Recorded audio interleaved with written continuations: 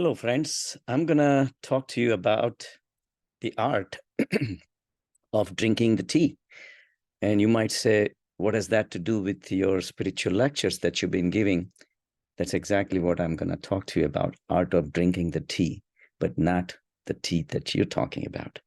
The tea that I'm talking about is very subtle, it's very deep, and you have to give me a few minutes to understand it. To me, the life is like a cup of tea, enjoyable only in its totality, not in its ingredients. You know how we drink the tea and enjoy the tea, savor the tea. The tea is enjoyable in its totality.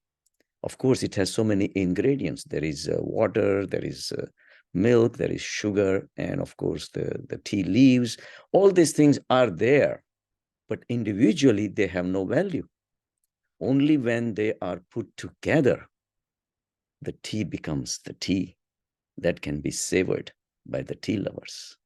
So tea lovers, if they have logged into my lecture, don't get disappointed. I'm going to teach you the art of drinking the tea, which is a lot higher and better than the tea that you have been drinking. So my look on the life is that until this sansar that we live in, all its individual components, until they're all put together, we will never get the taste of the tea. But we do break the sansar. How do we break the sansar? Because we live at our mind level, and mind always wants to divide. Divide into what? I like this, I don't like this. This thing makes me happy, this thing makes me unhappy. So happiness, unhappiness, sukh, dukh. I like this person, he's a good guy, this guy is a bad guy. I don't like this person is ugly, good, bad, ugly, good. All those things make us run every time we want to do the things that we like. We go into the sansar and we break it up. We break it up into the things that we like to do, so we run after, or the things we don't like and we want to run away from it. Now, this is not the way to drink the tea of sansar. Like the tea that we normally drink, we don't break it into individual components. All we care about is what these components do together and create this sensation of drinking the tea. So once you have this basic grasping of the subject, you can understand what I'm talking about. When you dissect the life, you think you are doing something. You're expressing your opinions about people, about objects or situations, that I'm happy with this, I'm not happy with this. And this is all people do all day long. They are microscopically dividing the sansar. And that's where they are losing the fun. They are dissecting the sansar into so many components, and they hold on to the components that they like and walk away from or hate the components they don't like. All these things kills the fun. If you invite a guest at home and he asks for tea, and what would you do? You would not give him everything separate. Okay, oh, there is a cup of milk, and there is a couple of teaspoonful of sugar, and these are tea leaves, and you make your own tea. No, you put it together, and then you sit down with the guest and you enjoy the tea. So if you really start having this view on the sansar, you realize that the mind, because it has a tendency to divide everything into micro components, it keeps you away from the joy of drinking the tea. Where is the tea hidden? Like when you meditate, what happens? You close your eyes and you have millions and millions of thoughts, of course, about the objects, the people, the situations, and who created those thoughts? You did. How did you create them? Exactly what we were talking about, by liking, disliking. You have unfinished business with some people, somebody said something to you. All those things are there because you are knee deep into the sansar, and all its ways of sansar is to divide and divide and divide and further divide. And now you are so much lost in it that your whole life has become stressful, suffering, anger, stress. All these things are bothering you. So how do we come out of it? We sit down and meditate. And what do we do in meditation? We observe. We observe the thoughts that has divided this sansar into millions of micro components. You just be a witness. And little by little, what happens is you start walking away from it and you reach to the state where you experience a thoughtless state. The thoughtless state is a state which is walking away from all your thoughts. And then you ask yourself, who is looking at the thoughts? And that's when your journey, the inner journey, will start. And then you keep going within and you try to find out who is telling someone else that I had so many thoughts when I was doing meditation, or I had no thoughts, meditation was good, this bad, whatever. So you ask yourself, who is observing the thoughts? When you get that answer, you will realize that this is inner consciousness, your soul, which is fully aware that the thoughts are running back and forth.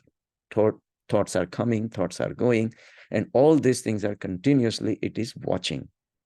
But your interest is not in the thoughts. Your interest is in the consciousness itself, which is hidden within you. The Chaitanya, the energy that you are carrying with you, is the reflection of your inner consciousness.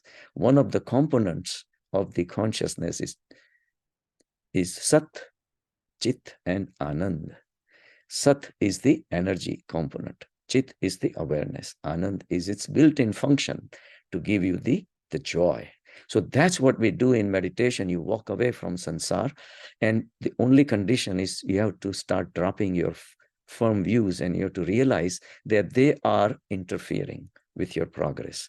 So you drop your opinions. You stop labeling people, objects, or situation. Even every moment, oh, this was a good moment, this was a bad moment. No labels, no opinions. And that's when you start finding the rest. Your mind becomes restful. And that's when you reach to a state of consciousness. And then you start going deep into the consciousness itself. Consciousness has been delivered to you by the godliness. That's all around. The existence is the godliness. And that is the tea that I'm talking about. The tea, which is a composite of every single thought that you were carrying with you, every single component of the sansar which were occupying your space, you let them dissolve. You let your components of the tea dissolve. And what comes? The tea itself. You let go the milk. You let go the ginger. You let go the water. You let go the tea leaves. All these things, you let them go in their original forms. And what happens? The tea is prepared.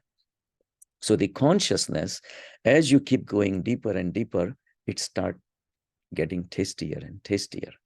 This is the first cup of tea delivered to you by the godliness. So how do you drink the tea?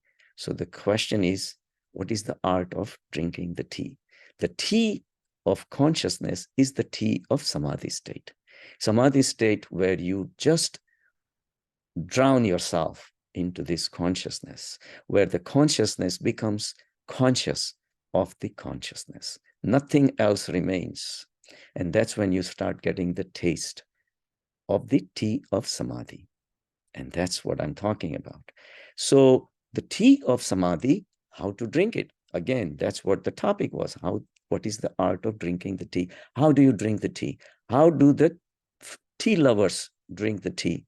What do? They close their eyes and they savor every single drop of amazingly tasty tea. That's exactly what I want you to do. When you want to drink the tea of samadhi, you close your eyes, but not the physical eyes we're talking about. What are your inner eyes? Your inner eyes are the mind's thoughts. Mind is your inner eye that originates the thoughts for what? Running to the sansar. To do what? Hunt for things that you like and make sure you stay away from the things you don't like. All your constant running is originating from the mind. But now you have been meditating, you shut off that eye, just like you shut off your eyes when drinking the tea. And then you go into the deep samadhi state. And then you keep savoring little by little by little. You forget the whole world as if the whole world does not exist. Just like the fans of the tea. When they drink the tea, they close their eyes and as if the whole world has disappeared. And that's exactly what I want you to do. But there is a big difference between the cup of tea and the tea of the life. Tea of the sansar. The tea of the samadhi is unbroken. At some point, your teacup comes to an end. Even though you wanted more, you cannot have it anymore. And the joy of drinking the tea comes to an end. But you know what? The tea of samadhi comes from an entity which is immortal and infinite, the godliness. And it's everywhere. That's why Krishna says, I am in everyone and everyone is in me. So think about it. Everyone is in Krishna. Krishna, the consciousness, not Krishna, the shepherd boy. Krishna, the consciousness, is ready to give you the glimpse of the tea of samadhi. So enter into his zone, the zone of consciousness, where there is ultimate bliss hiding. You forget the world. You close your inner eye of the mind, shut it off, and keep savoring, except that this savoring of the tea of samadhi will last forever.